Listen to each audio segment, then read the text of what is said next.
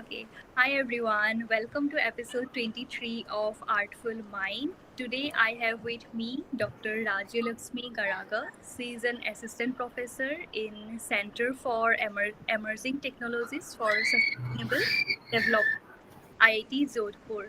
I welcome you, Dr. Razi. How are you doing?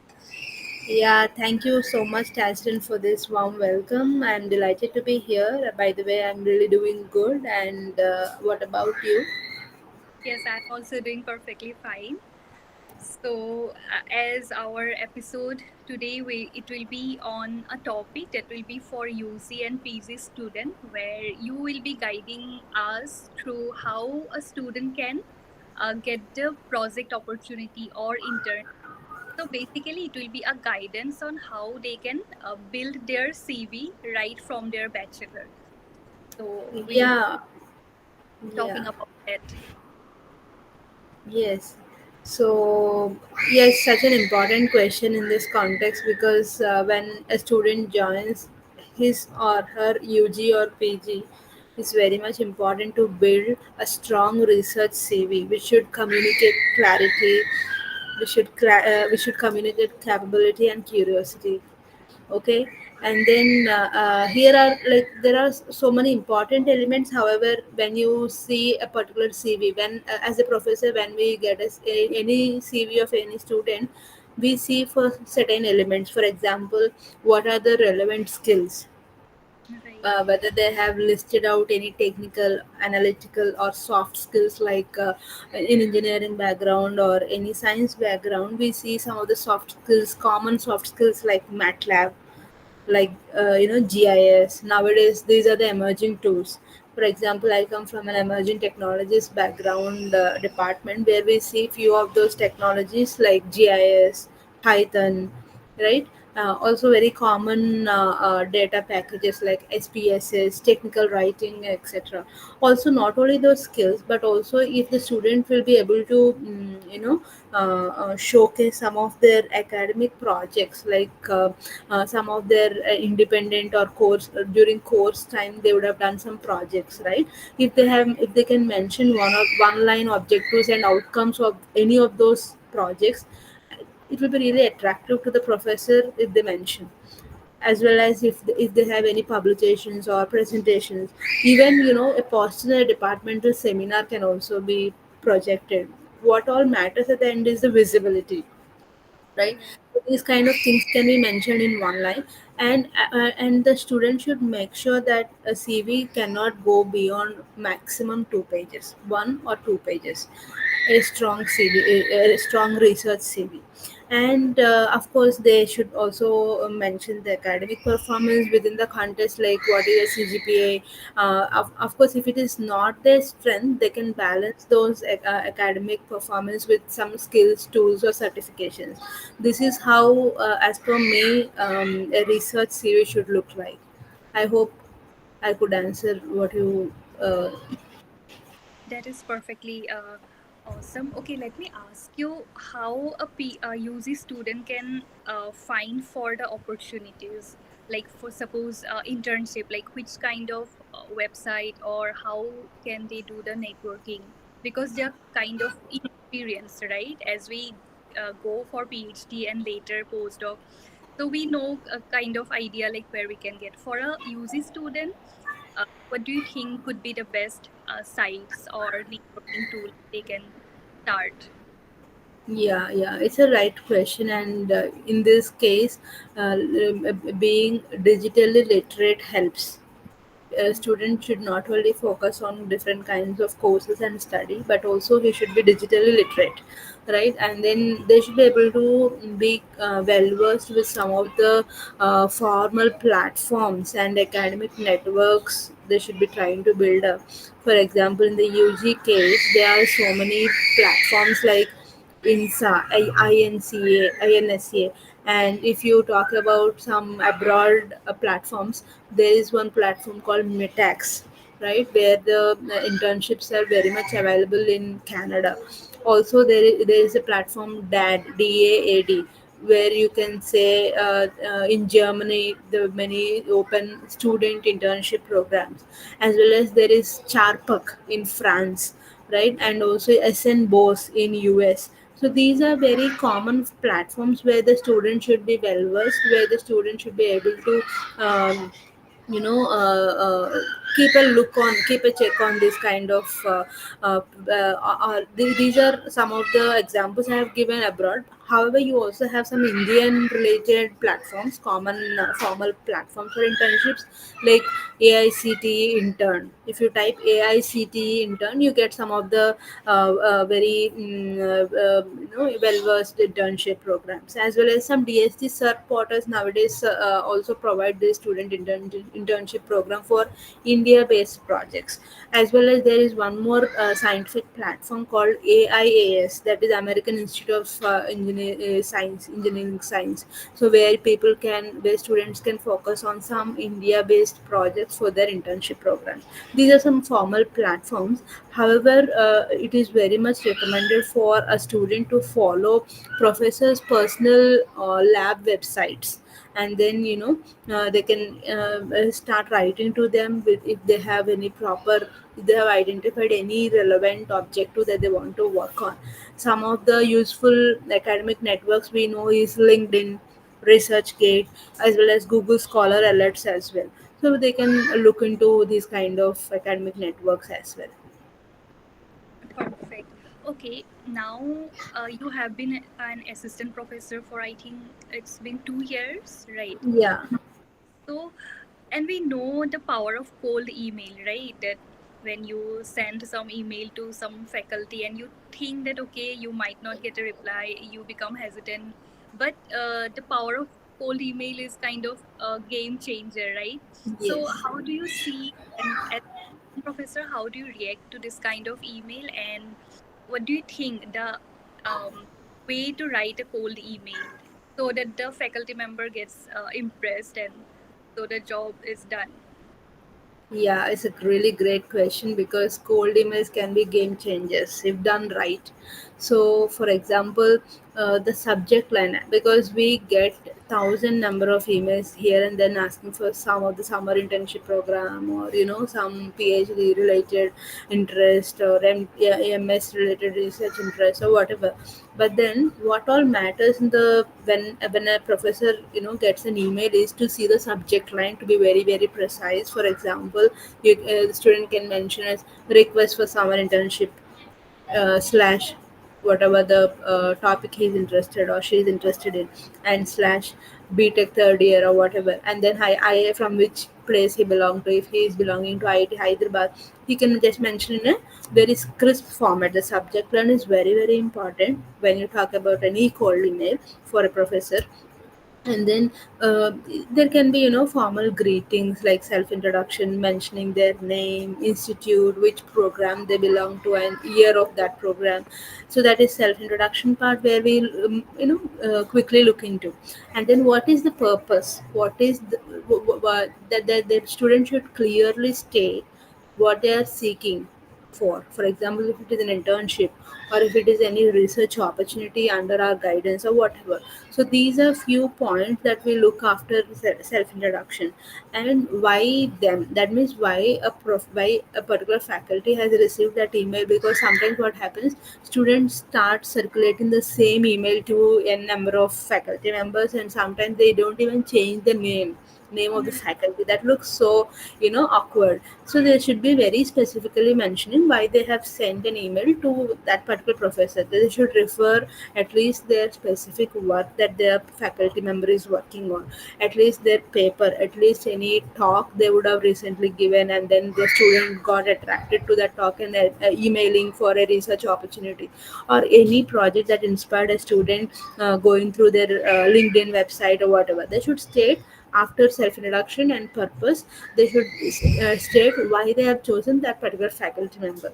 And finally, students relevance. Maybe in 1 2 lines he can summarize his or her skills and why they have gained interest in that particular research opportunity. And also attaching one page CV will work. So, and then mainly They should be too professional, too humble and concise when an email is being written, and it should be, kept it really respectful, and the student should be mentioning that they're open to discuss further in a polite manner. This is what any general cold email should look like for that to be a game changer if it is to be done. Right, perfect. And how do you judge a student? Suppose you are getting so many emails, right, for one position. So how do you think that you look for in the student besides CA? uh, can you repeat the question? How do you shortlist those CV for just one position? Like see in the student, do you see like complete alignment of their interest with your work, or what is your thought process? Yeah, actually, that is very right. So recently, also we are having this PhD interviews, and then 95 applications turned out, and then there's only two positions to be given. So initially, when I joined, I was not having much experience. But then, when I have taken students, as well as some other faculty colleagues have taken students, and when we discuss together what kind of or what quality of students we have taken, so we started slowly getting narrowed down to the scrutinizing them. For example, we see a fresh graduate, right, rather than a person who has done some 5 to 6 years like job outside and then coming back for PhD. So of course they may be having really in research interest, but then the kind of work that I will be doing as a faculty member, if it is a field work, if it is an extensive lab work, if an extensive modeling that is only through only sitting and doing something in computer, some modeling experiments and all. So based on the requirement of the faculty member, you choose a student. And then if it is a very extensive field work that I have to do, and in regions like Rajasthan, which is really having harsh climates, I really look for an young student, not like some having 10 years experience of job and then coming and doing PhD, because that slightly matters. So that is the very first thing that I look into. And then the second thing is, which university he or she come from, even if it is CFTA, centrally funded institute, or not. And of course the CGPA for me, as if I talk about CGPA, more than CGPA, I should also look if the student is able to be teachable, that we should be able to guess in the 1 to 2 minutes introduction of that student. And interaction with the student also really matters during the interview. Even if it is for 5 minutes, we should be able to judge whether the student is obedient or teachable and workable. The CGP and all, I think it's secondary. Right. Okay. And how about attending conferences and all? What do you Yeah. think? Because some people think that you should publish in journal rather than conference, but some people are to conference that you get to do networking and all, right? So a UC or PG student, what can they do? Because at this that stage they do not have a paper, right, to go for a conference or something like that. But in PhD interview, this kind of criteria get benefited. So how can they start doing that? Yeah, you're right. Because conferences are really transformational for a student. Why? Because student will get to learn how research is communicated to others in the community, and you also meet some peers. Student get really opportunity to meet peers and mentors from their own domain, right? And they also get a chance to showcase their work and build a name for them, like whatever the work, the research, if they're able to communicate well, a person or a domain can the particular domain people can recognize her research and or his research, and future also you can contact them for any network. So that is one a big thing for conferences to attend for a student. Right. Okay. Mm, But what I suggest specifically student is to aim for initially in their first year, they should start interacting or communicating their research at least in their departmental level, or institute level symposia first, and then gain experience how the people are asking questions and all of that. And also a perfectly written clean abstract, making the title specific and concise without avoiding all jargon. So that also really, allows a student's abstract to be selected for any conference, for any international conference. I think they give a limit of 250 words, so they should be very precise and not just using the chat gpt, or these nowadays all these unnecessary things which were not there during our times. Really, we were lucky to not to have this chat gpt generation during our times. I hope you agree with me. Yeah, Right. right. Yeah. And then also mentioning co-author with a mentor, that really adds weight. If you have a professor of renown, or if you have any interdisciplinary research team in your paper, that also adds weight and importance to your work while reviewing the particular abstract. And then also strong poster or ppt should be always kept ready whenever, whenever during the conference, if people are really excited about your work, where you use only graphs and figures, not more of text, but only graphs or figures, so that you can easily communicate your results. And also it is very important to apply the student travel grants, where there are flooded in every website nowadays. Like there are many student travel grants opportunities. So I suggest really students to attend conferences by applying the student travel grants, because usually the government or any other government supports the young presenters. Hmm. Right. Okay, and as you said, keeping some PowerPoint ready. So, do you think putting lots of color is a good idea? Is it kind of distracting, or you should go for black and white? Because there is always some debate whether you should be putting colorful stuff or just black and white, just show what you know already. What do you think? Putting color is a distraction, or it is a good idea? Because Yeah, yeah, we love putting picture, right? From yes. childhood, love seeing picture in the book also. So what is your opinion?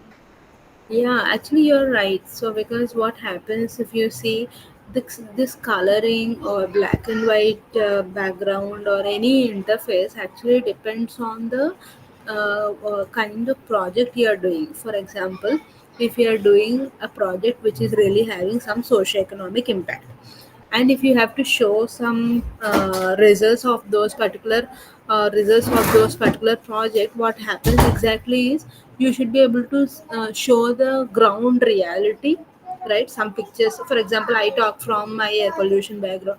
I take some pictures, colorful pictures which where people are really facing problem, and then I connect next, following that will be some picture with some hazy brown color nature to show the impact of pollution levels. And then if I mitigate that pollution level, I show some blue color. So it should have some meaning. Even if you put some color in the pictures, it should have some significant meaning. So that Right. is what I prefer. Okay. Yeah, that is a perfect response, I think, because there is always this debate. I hear kind of that some background student like MBA and all, they are taught to have this black and white PPT, but we prefer to put some color, right, to Yeah, effectively our yeah. work. Okay. Okay. Any other tips that you want to add?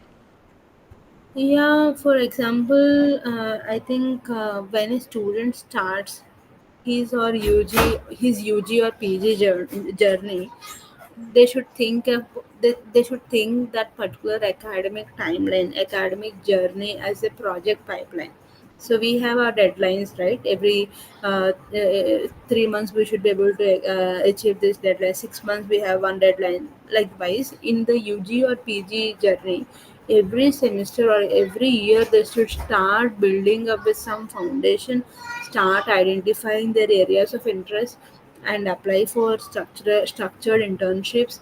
And then, so it should happen in a structural manner. When the moment the student joins in the UG or PG, every semester matters, and every moment matters. So they should have a very strategical way of positioning themselves in their academic journey.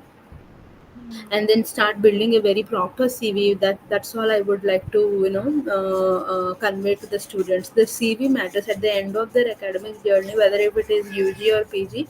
Their CV should talk about themselves. Right. Okay, but sometimes you know what happen when a student gets admitted into bachelor, they don't plan for masters, PhD, postdoc. It's kind of a long journey, right? So they are like, okay, let me get 4 years degree, then I'll go for a job. Like that, it happens. But with time, some people get interest in research and they eventually end up in PhD or higher education, right? So Yes. yeah, I think this is where the awareness lacks to the student. I think the student should be exposed to he or she should take their own interest to join some student clubs inside the IITs, right? Or any whatever institute, they will have some student clubs. Even if they don't know what is happening there, they should associate with themselves, start some mini projects, some pick up some random skills, I would say, in the beginning. But then this socialization really brings up them as a holistic understanding about where they're positioned and how they should be positioned.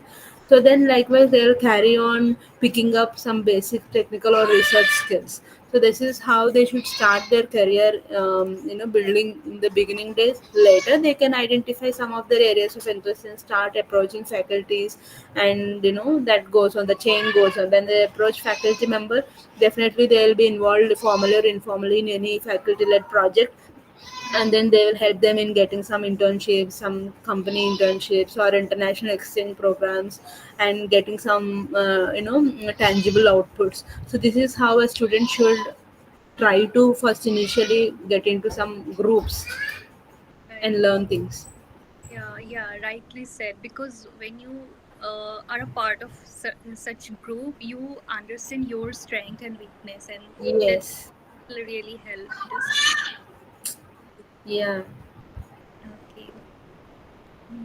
I think we have covered the main points. Okay. Okay, can we end here, or do you want to add Yes. some? Yeah, I think this really great interacting. Even if it is a short time, we could actually discuss very important things. I think Right. we can manage recording till here. Yeah.